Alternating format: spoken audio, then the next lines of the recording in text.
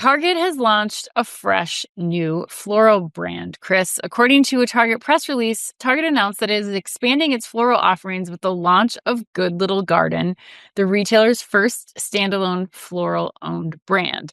Whether shopping for special occasions like Mother's Day or to simply brighten their own day, consumers now have more fresh flowers and potted plants to choose from on their Target run all year long, starting at just $6.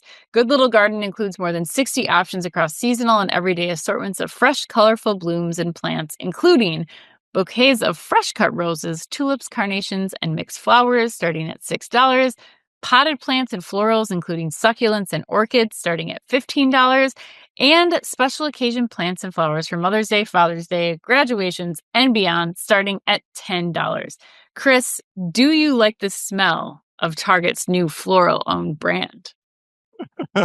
Oh man, great question, Ed. In a word, no, I don't. And the reason I say that is I don't remember exactly when, but Target was in the potted plant business years ago, and if memory serves, they got out of it because there just wasn't that much money to be made, especially against the operational costs of running it. Sure.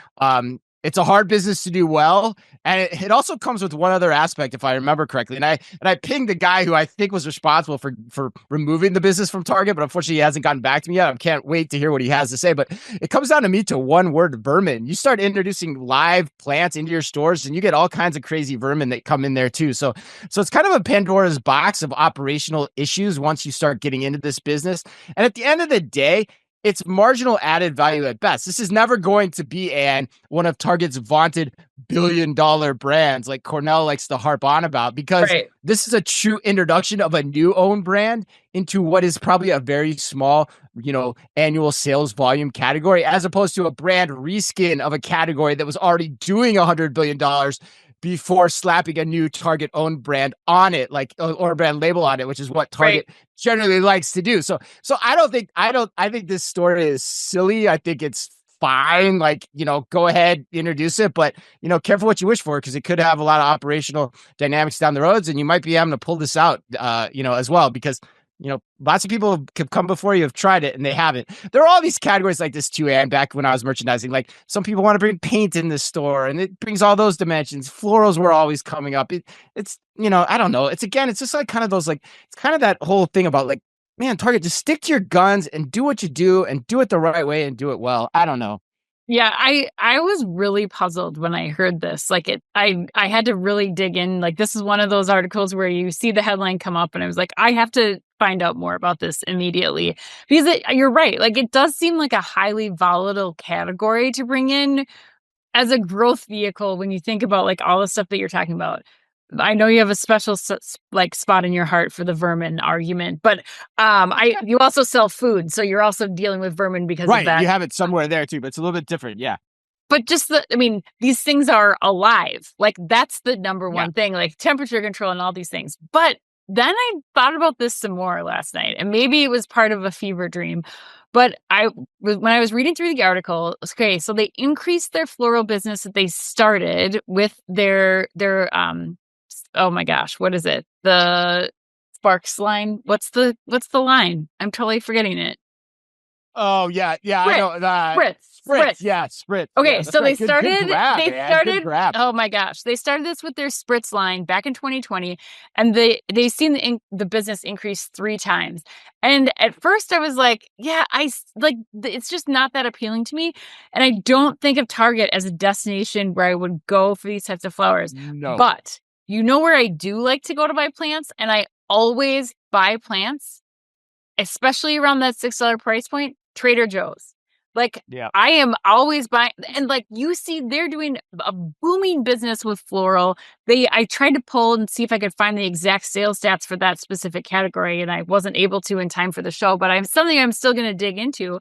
And I think that as a traffic driver, $6 for some flowers, that's going directly in the face of Trader Joe's. And perhaps if you're banking on the fact that okay, this is a way that we can get in. We already know people are coming in here to grab a card or to grab something else or to just, complete their weekly shopping trip. And if these flowers are in an even more impressive display right when you walk in, and they are really investing in like putting the Target wink into this product assortment.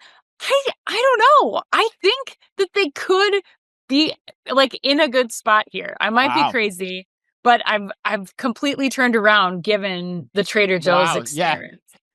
Yeah, yeah, that was one hell of a fever dream, man. Yeah, I mean, I would come back with three things. I think, number one, I don't think flowers are a traffic driver. I think if anything, they're a basket builder once you've made the trip to the Fair, store. That fair, that fair. that is my hunch. Number That's two, true. Trader Joe's, very different operation than Target. There's Yes. very fewer locations. The quality of the staff is generally much improved and much better.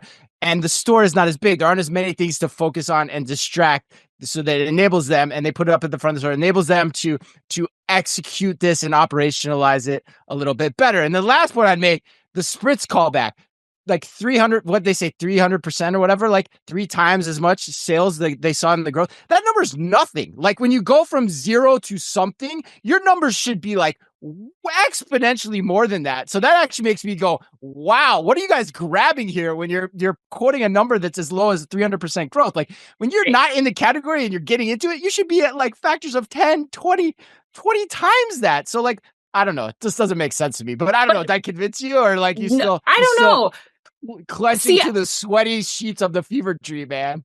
I actually was thinking the opposite. I was like, if Trader Joe's can pull this off from like a logistical standpoint, when you have things that are living that you need to keep alive and fresh, like I actually was thinking that if Trader Joe's can do it in an 8,000 square foot box, Target certainly should be able to find the room to do this in a 100,000 plus square foot box.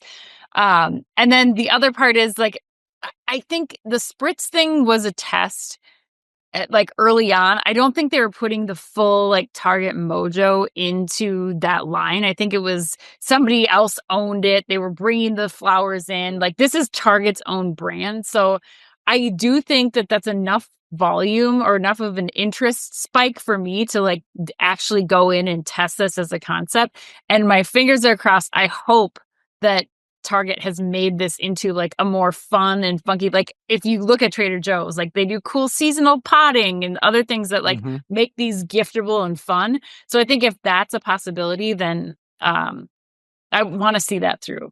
But I mean, I'm probably wrong for all the So reasons if that you're you a, just if talked. you're a bet on which side of the ledger are you? Like 60% liking this idea, 90% liking this idea? It feels like you're like 55-60 range. I don't like betting. I don't like the bets that you're making me make on this show because I just want to like see it through without there being any monetary No, engagement. no I just monetary. want Just like how confident are you in your call? That's all I'm asking. No monetary bet. Like just so the audience knows, like how confident are you in your I'm call? Like over 50. I'll do the over. over I'm 50. over 50. Okay, Yeah. over 50. All right. Well, I'd assume so if you're confident in the call, you're over 50. But anyway, Yeah. all right. You don't want to put a number on it. 60, Okay. 60% maybe. I don't know. 60. All right. I'm just looking for a relative number because, like, if you're 90, that's a big difference in being 60. No, I'm not No. 90 because of the reasons Okay. that you stated. Like because of all the things that, and you are a merchant, you would know better than I would. I just think that it's definitely something I would have tested if I was still at Target right now. Like I went from what the hell are they doing to all right, let's try it out and see if this is something that Yeah. we can own or take share from a Trader Joe's. But Not only was I a merchant, but I was also a store field leader too. And I can tell you, like, my store in Scottsbluff, Nebraska, probably had less people working in it on an average day than a Trader Joe's does too, in 3 times the size of the box. So there's dynamics here at play. But anyway, let's keep moving.